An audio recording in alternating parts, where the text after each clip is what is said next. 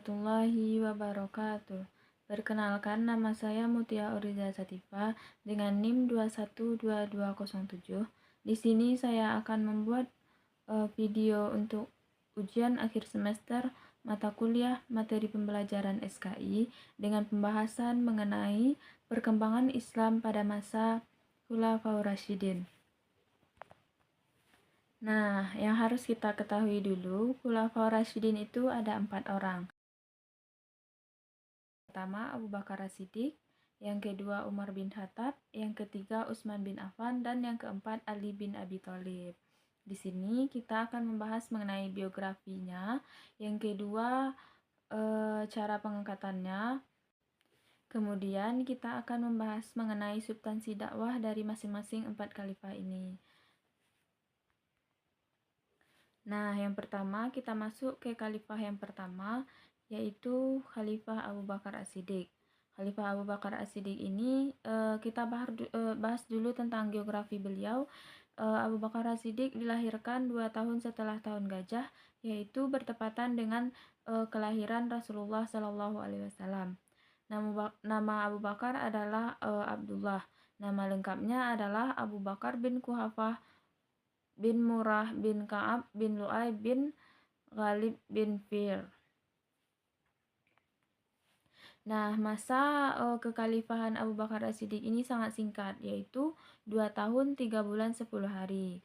Beliau wafat pada tanggal 21 Jumadil Akhir tahun 13 Hijriah atau bertepatan dengan tanggal 22 Agustus tahun 634 Masehi setelah menderita sakit selama kurang lebih 15 hari.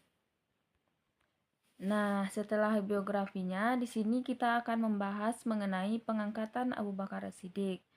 Setelah meninggalnya Rasulullah, kaum muslimin diliputi kebimbangan tentang siapa pengganti pemimpin mereka. Saat itu, kaum Ansar terbagi menjadi 2, yaitu golongan besar Aus. Mereka berkumpul di Sakifah Bani Saidah, yaitu sebuah balairung atau tempat pertemuan bermaksud memilih pengganti Rasulullah dari kalangan mereka dengan menunjuk Sa'ad bin Ubaidah, sedangkan kaum Muhajirin menunjuk Abu Bakar sebagai kandidat pengganti Rasulullah. Nah, setelah berunding, lalu mereka bersepakat untuk memilih Abu Bakar As-Siddiq sebagai pengganti Rasul menjadi khalifah mereka pada saat itu. Nah, kita masuk ke substansi dan strategi dakwah dari Khalifah Abu Bakar As-Siddiq. Nah, yang pertama yaitu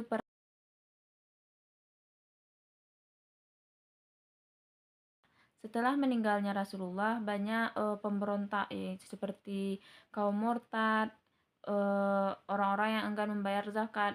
Nah, untuk memberantas pemberontak-pemberontak itu, maka Abu Bakar melakukan peperangan yang disebut dengan Perang Riddah. Salah satu jenderal yang berjasa dalam Perang Riddah itu seperti Khalid bin Walid.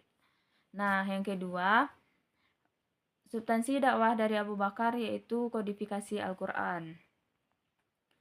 Nah, dengan adanya Perang Riddah tersebut, maka banyaknya korban-korban dari perang tersebut seperti penghafal-penghafal Al-Quran, dan ini sangat mengkhawatir dan merugikan. Oleh karena itu, Umar bin Khattab mengusulkan kepada Abu Bakar untuk mengumpulkan tulisan Al-Quran menjadi satu buku. Lalu, Khalifah Abu Bakar menunjuk Zaid bin Sabit sebagai pemimpin dalam pengumpulan ayat-ayat Al-Quran tersebut.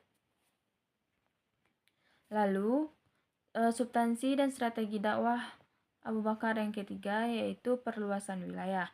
Perluasan wilayah ini dilakukan seperti keinginan Rasul sampai menuju perbatasan Syria. Nah, lanjut kita masuk ke khalifah yang kedua yaitu Umar bin Khattab. Umar bin Khattab lahir 13 tahun setelah kelahiran Rasulullah Shallallahu Alaihi Wasallam. Nama lengkapnya Umar bin Khattab bin Nufail bin Adi bin Ka'ab bin Lu'ay. Umar bin Khattab wafat pada tanggal 3 Zulhijjah tahun 23 Hijriah. Beliau memimpin umat Islam selama 10 tahun 6 bulan. Pengangkatan Umar bin Khattab ini menjadi khalifah ditunjuk langsung oleh Abu Bakar, di mana ketika Abu Bakar menderita sakit dan merasa sakitnya semakin parah, beliau mengumpulkan beberapa orang pemuka sahabat. Lalu Abu Bakar menunjuk Umar bin Khattab untuk menjadi khalifah selanjutnya. Lanjut, kita masuk ke strategi dan substansi dakwah yang dilakukan oleh Umar bin Khattab. Yang pertama, mengatur administrasi negara, di mana Umar bin Khattab ini mencontoh administrasi yang sudah berkembang di Persia, di mana Umar mengatur pemerintahan menjadi 8 provinsi, di mana yang 8 provinsi itu yaitu Mekah, Madinah, Syria, Jazirah, Basrah, Kufah, Palestina, dan Mesir. Nah, substansi dakwah yang dilakukan Umar bin Khattab yang kedua yaitu mengeluarkan undang-undang. Pada masa Umar bin Khattab ini diterbitkannya undang-undang untuk mengadakan kebijakan peraturan perundangan mengenai ketertiban pasar, ukuran dalam jual beli, dan mengatur kebersihan jalan pasar. Yang ketiga, substansi dakwah yang dilakukan oleh Khalifah Umar bin Khattab yaitu membentuk departemen seperti jawatan kepolisian, mendirikan pengadilan, departemen pekerjaan umum, dan mendirikan Baitul. Tetapkan tahun Hijriah dengan perhitungan hijrah Rasulullah ke Yasrib sebagai tahun pertama Hijriah. Nah, kita masuk ke khalifah yang ketiga yaitu Khalifah Utsman bin Affan. Utsman bin Affan ini lahir di Mekah 5 tahun setelah tahun gajah. Ada juga pendapat yang mengatakan beliau lahir di Taif. Nama lengkapnya adalah Utsman bin Affan bin Abu al-As bin Umayyah bin Abdi Syam bin Abdi Manaf bin Huas bin Husay bin Kilab. Nasabnya bertemu Rasulullah pada Abdul Manaf. Utsman bin Affan termasuk as-sabiqunal awalun atau atas ajakan Abu Bakar. Utsman bin Affan dibaiat menjadi khalifah pada hari Senin 28 Zulhijjah tahun 23 Hijriah dan mulai menjalankan tugas kekhalifahannya pada bulan Muharram tahun 24 Hijriah. Wafat pada tahun 18 Zulhijjah tahun 35 Hijriah bertepatan dengan 20 Mei 656 Masehi setelah menjadi khalifah selama kurang lebih dari 12 tahun. Nah, pengangkatan Khalifah Utsman bin Affan ini di mana akhir masa pemerintahan Umar bin Khattab diwarnai dengan penikaman yang dilakukan oleh Abu Lu'lu'ah yaitu budak dari Mughirah bin Syubah. Metode pemilihan khalifah baru yang digagas oleh Umar bin Khattab adalah musyawarah yang dilakukan oleh orang-orang terbatas. Majelis ini disebut dengan Ahlul Hali wal Aqdi. Nah, setelah bermusyawarah di antara keenam sahabat, maka terpilihlah Utsman bin Affan sebagai khalifah selanjutnya. Adapun substansi dakwah yang dilakukan oleh Khalifah Utsman bin Affan yang pertama yaitu perluasan wilayah. Beberapa wilayah berhasil dikuasai meliputi Armenia, Tunisia, Cyprus, Rhodes, dan bagian yang tersisa dari Persia. Selanjutnya, substansi dakwah yang dilakukan oleh Khalifah Utsman ini yaitu pembekuan Al-Quran. Pada masa Utsman terjadi perselisihan mengenai cara membaca Al-Quran. Nah, oleh karena itu Utsman memutuskan untuk melakukan penyeragaman dalam cara membaca Al-Quran dengan cara membukukan Al-Quran tersebut. Nah, kita masuk ke khalifah yang terakhir yaitu khalifah keempat yaitu Khalifah Ali bin Abi Thalib. Ali bin Abi Thalib lahir pada hari Jumat 13 Rajab tahun 600 Masehi di kota Mekah.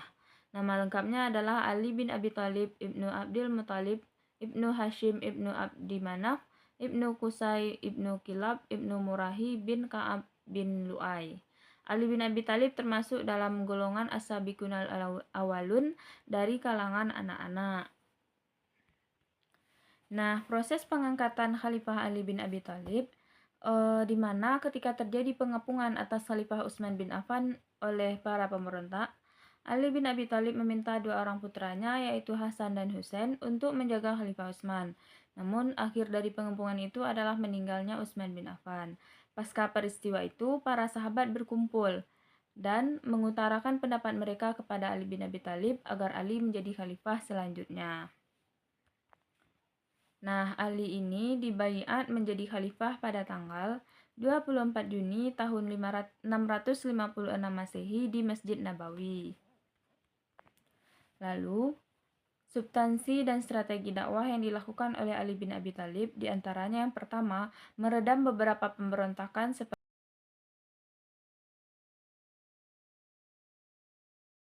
antara Ali dan Aisyah dan perang Siffin antara Ali dan Muawiyah.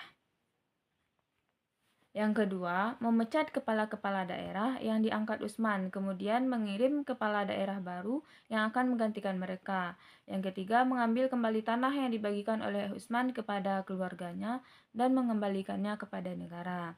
Nah, sekian pembahasan kita pada kesempatan kali ini. Semoga bermanfaat. Saya akhiri. Assalamualaikum warahmatullahi wabarakatuh. See you.